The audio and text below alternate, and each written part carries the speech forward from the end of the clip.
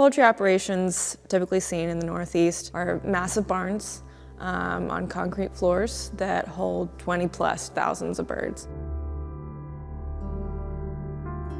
They are sleeping and eating on their own manure that's packed up, and chicken manure is high in great nutrients. It's one of the best fertilizers, but in that volume and that concentrated of a space, it is not good. A lot of the times they'll take all the manure and stuff from the barns when they're done with it, and they'll spread it as fertilizer. It rains and then it goes directly into our water sources, and that's too many nutrients going into the water. And what it creates is a dead zone, eutrophication. It depletes the oxygen from the water.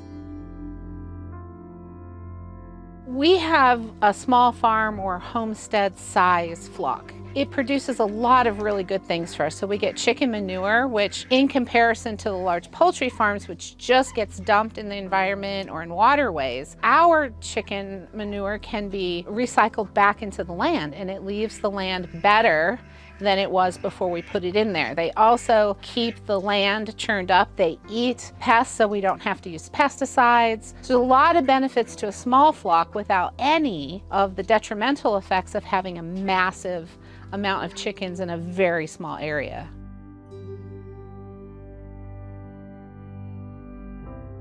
We move the laying hens maybe once or twice a week because we give them a very large space. Then our meat chickens, we move them every single day to spread that manure load and that nutrient load. This was taught in Native American cultures that we have a responsibility 7 generations or more down to provide a better planet, a better earth than what we find. By doing our chickens this way, we achieve that goal. We feed ourselves, we feed our community, we replenish and restore the land, and then we teach other people how to do this. And we couldn't teach people if we weren't doing it our way.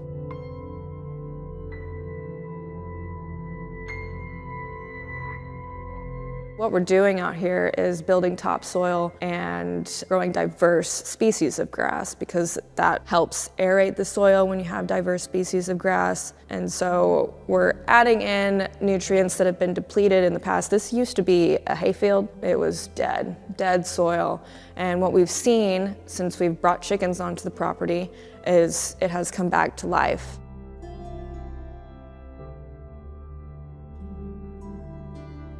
That's a big thing with industrial chicken farming, is because they live the way they live in a big concrete barn on the bed of their own manure at all times, they are given low-grade antibiotics, and we don't have that here because we don't do that, because our chickens are healthy because of the way that they live.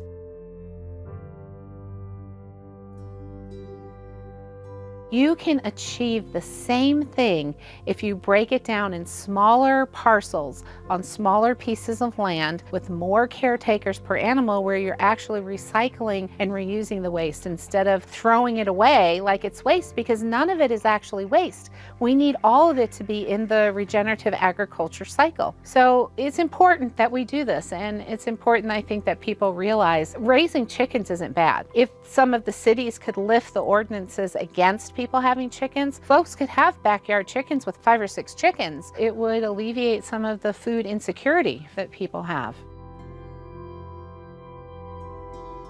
You probably need a 50 by 50 area that you've fenced in to protect them from predators, and you get good feed, and you get a little kid swimming pool. You want to have a coop that you can lock up at night so predators don't get them, with just roosting bars, which could be broomsticks, just a place off the ground, because they don't like to sleep on the ground, they like to roost. And then you just need a couple of boxes that they can go in and lay their eggs. It's that simple. It's not expensive. I would say start with something called a pullet, which hasn't started laying eggs yet, but it's large enough that you don't have to keep its body temperature warm.